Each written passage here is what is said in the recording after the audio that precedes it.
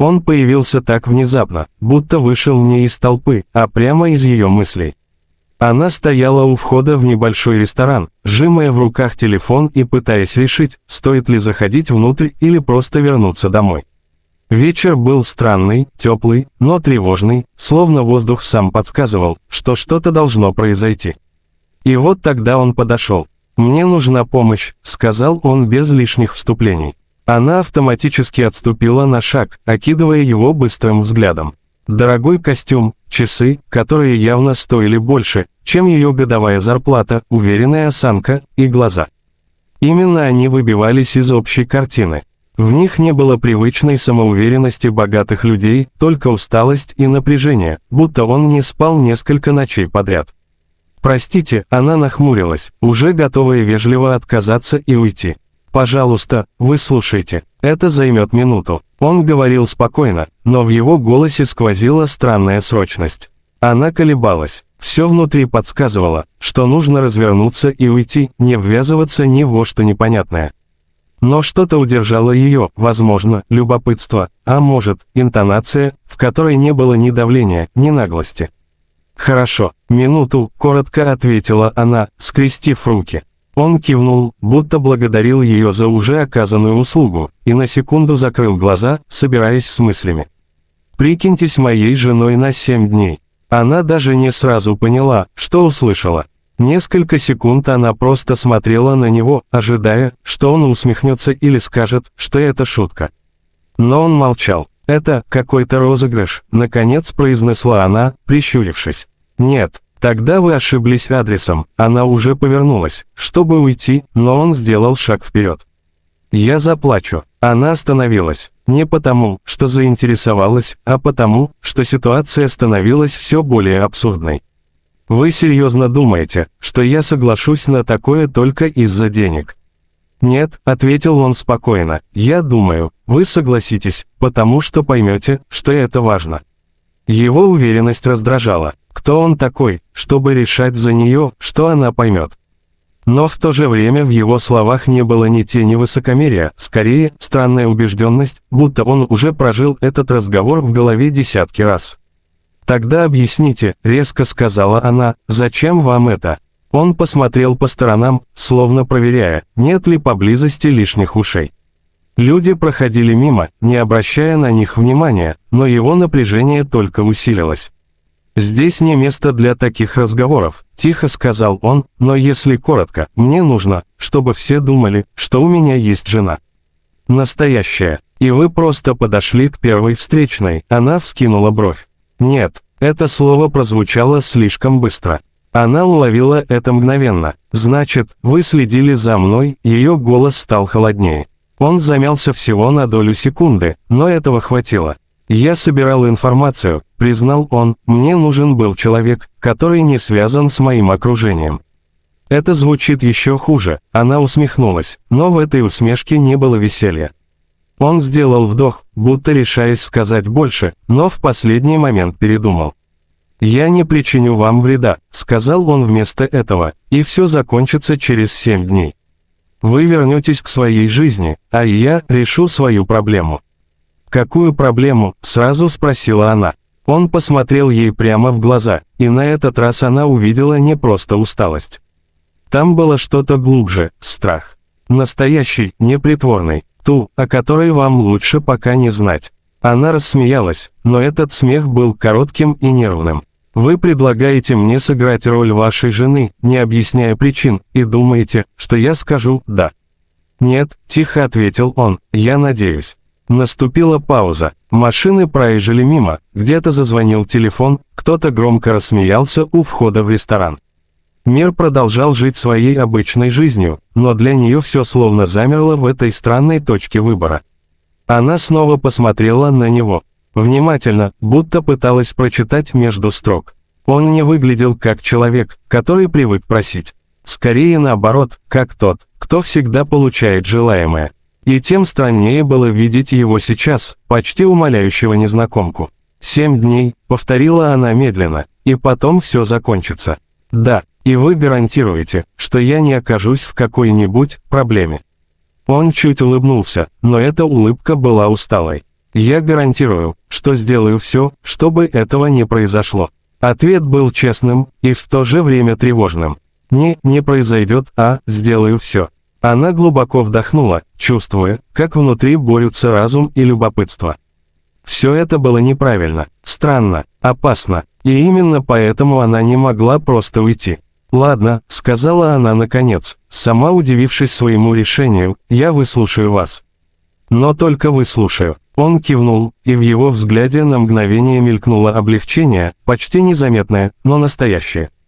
И в этот момент она еще не знала, что уже сделала первый шаг в историю, которая изменит все. Утро началось с тишины, к которой невозможно было привыкнуть. Не той уютной, домашней тишины, а почти стерильной, как в дорогом отеле, где каждый звук будто заранее продуман и приглушен. Она открыла глаза и несколько секунд просто лежала, глядя в высокий потолок с тонкой лепниной, пытаясь вспомнить, где находится. И только потом все вернулось, странное предложение, ее неожиданное согласие и этот дом. Комната, в которой она проснулась, была больше, чем ее прежняя квартира. Свет мягко проникал сквозь длинные шторы, а где-то вдалеке слышались едва уловимые шаги, кто-то двигался по коридору, почти бесшумно. Она села, провела рукой по гладкому покрывалу и тихо выдохнула. «Это ненадолго», — пробормотала она себе под нос. Словно в ответ, в дверь аккуратно постучали. «Войдите», — неуверенно сказала она. Дверь открылась, и внутрь вошла женщина в строгой форме. «Доброе утро, мадам», — произнесла она с легким поклоном, «завтрак будет подан через 15 минут». «Господин уже ожидает вас, мадам». Это слово прозвучало непривычно, почти чуждо. Она кивнула, не зная, как реагировать. «Спасибо», — ответила она, и женщина также тихо вышла, закрыв за собой дверь. Оставшись одна, она быстро поднялась с кровати и подошла к зеркалу. На нее смотрела та же самая девушка, что и вчера, но что-то все равно изменилось. Возможно, дело было в обстановке. А может, в осознании того, что теперь она играет роль, в которую уже начали верить окружающие. Она оделась в одежду, аккуратно подготовленную для нее, простую, но безупречно подобранную. Даже это немного настораживало, слишком все продумано. Когда она спустилась вниз, дом открылся перед ней во всей своей масштабности. Высокие потолки, широкие лестницы, картины на стенах, не кричащая роскошь, а спокойная, уверенная в себе. Все здесь словно говорило, мы привыкли к этому. Он уже сидел за столом, просматривая что-то в телефоне. Услышав шаги, он поднял голову. «Доброе утро», — сказал он так, будто это было самое обычное утро в их совместной жизни. «Доброе», — ответила она, стараясь звучать так же естественно, хотя внутри все еще ощущала себя гостьей. Она села напротив, и между ними на мгновение повисла тишина. Но не неловкая, скорее, выжидающая. «Сегодня начнется самая сложная часть», — наконец сказал он, отложив телефон. Она сразу напряглась. «Какая именно?» «Люди», — коротко ответил он, — «нам придется быть на виду». Он говорил спокойно, но его пальцы слегка постукивали по столу, единственный признак внутреннего напряжения. «Кто эти люди?» – спросила она. «Партнеры, конкуренты, те, кто внимательно следит за моей жизнью». Она прищурилась. «И им обязательно знать, что у вас есть жена». «Да», он посмотрел на нее прямо, без уклончивости. «Потому что это меняет правила игры». Ее это не успокоило. «Вы все еще ничего толком не объяснили». Он на секунду задумался, будто взвешивая, сколько можно сказать. «Есть ситуация», — начал он медленно, «и в этой ситуации одиночество делает меня уязвимым». «Уязвимым для чего?» Он чуть улыбнулся, но эта улыбка не коснулась глаз. «Для давления». Слово повисло в воздухе, и она почувствовала, как внутри что-то неприятно сжалось. «То есть, кто-то пытается на вас повлиять?» «Уже пытается», — спокойно ответил он. Она откинулась на спинку стула, обдумывая услышанное. «И вы решили, что фиктивный брак это исправит?» «Не сам брак», — сказал он, — «а то, что он означает». Она нахмурилась. «Объясните нормально». Он вздохнул и впервые за все время выглядел так, будто устал притворяться. «Люди меньше рискуют, когда думают, что у тебя есть кто-то, за кого ты готов бороться. Это усложняет их планы. Она почувствовала, как по спине пробежал холодок. «Подождите, вы хотите сказать, что я – часть какой-то стратегии?» «Да», – честно ответил он. Честность снова оказалась почти болезненной. «Отлично», – она коротко усмехнулась, «и что именно я должна делать?» «Быть рядом, улыбаться, держать меня за руку, если нужно. Смотреть так, будто ты меня знаешь». Он говорил это без тени иронии, и именно это делало все еще более странным. «А если я ошибусь?» – спросила она. «Я подскажу». Он слегка наклонился вперед. «Главное, не показывать, что это игра». Она посмотрела на него внимательно. «А для вас это игра?» На этот раз он ответил не сразу. «Нет». Ответ прозвучал тихо, но твердо. В этот момент в комнату вошел человек с подносом, и разговор прервался. Но напряжение никуда не исчезло, оно словно осталось висеть между ними, незримое, но ощутимое. Она взяла чашку кофе, но не спешила пить. И сколько людей знают, что все это не по-настоящему? Только мы. И вы уверены, что никто не догадается? Он чуть приподнял бровь. Поэтому я и выбрал вас. Потому что я умею притворяться, с иронией спросила она. Потому что вы не из моего мира, ответил он, и значит, никто не будет искать подвох там, где его не ожидают. Она замолчала. В его словах была логика, странная, но убедительная. И все же что-то не сходилось. «Вы все еще не сказали главное», – тихо произнесла она. Он посмотрел на нее, уже понимая, о чем речь. Какая именно угроза? На этот раз он не отвел взгляд. Но и не ответил сразу. «Ты узнаешь», – сказал он наконец, – «но не сегодня». Это «не сегодня» прозвучало как обещание или предупреждение. И почему-то ей показалось, что когда этот день настанет, дороги назад уже не будет. Третий день начался с ощущения, что что-то изменилось не снаружи, а внутри самой ситуации.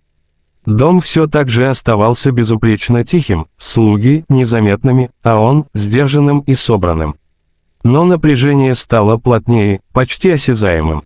Как будто невидимая нить, натянутая между ними и внешним миром, стала короче. Она заметила это еще за завтраком.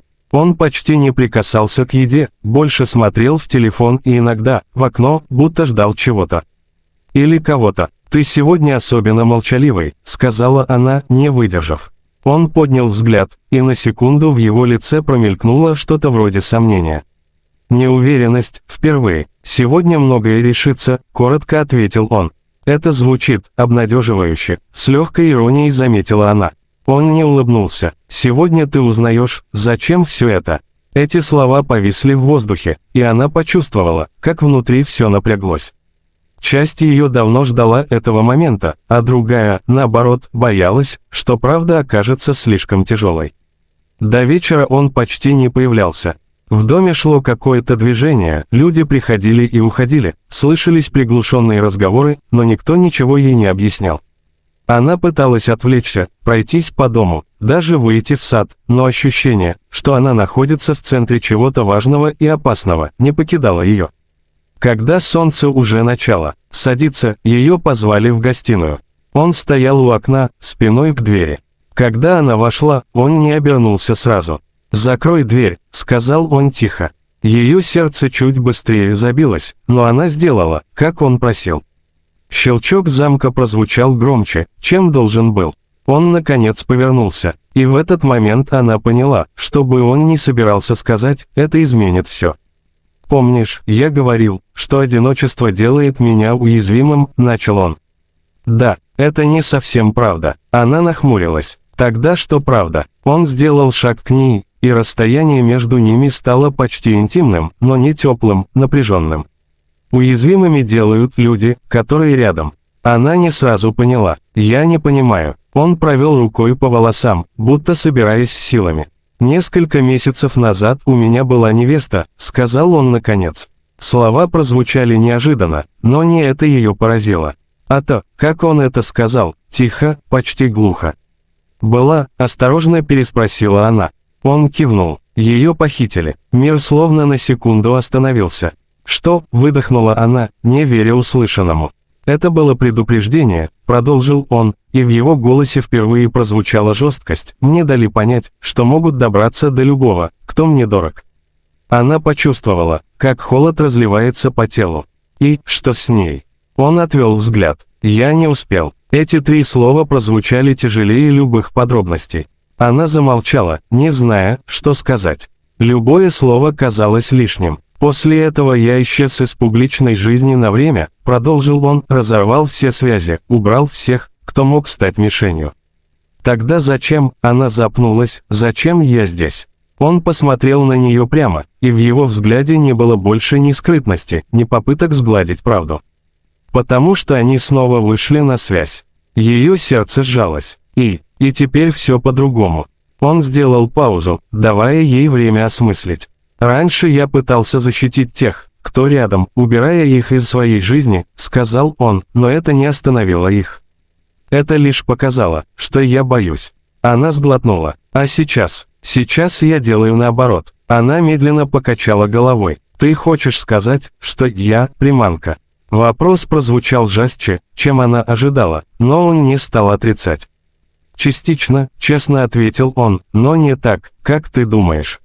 «А как я должна это думать?» В ее голосе появилась напряженная нотка. Он сделал еще один шаг ближе. «Я не позволю, чтобы с тобой что-то случилось». «Ты уже это говорил», — тихо сказала она, но теперь это звучит совсем иначе. И это было правдой. Раньше его слова казались странным обещанием. Теперь почти невозможным. «У меня есть план», — добавил он. «План, в котором я играю роль жены, чтобы выманить людей, которые, она не договорила. Которые думают, что могут управлять моей жизнью», — закончил он. Тишина стала тяжелой. Она посмотрела на него долго, внимательно, будто впервые видела по-настоящему. «Почему я?» — спросила она наконец. Он не отвел взгляд. «Потому что ты не боишься». Она горько усмехнулась. «Ошибаешься». «Нет», — тихо сказал он, — «ты просто еще не решила, чего боишься больше, риска или того, что будет, если ты отступишь». Эти слова попали точно в цель. Она отвернулась, пытаясь справиться с нахлынувшими мыслями. Все это больше не было странной авантюрой. Это было опасно, реально опасно. «У тебя все еще есть выбор», — сказал он за ее спиной, — «ты можешь уйти». Прямо сейчас. Она замерла. Выбор. Такой простой на словах и такой тяжелый на деле. Она медленно повернулась обратно. «Если я уйду, это остановит их». Он не ответил сразу. И этого молчания было достаточно. Она закрыла глаза на секунду, глубоко вдохнула, а затем посмотрела на него уже иначе, без прежней наивности.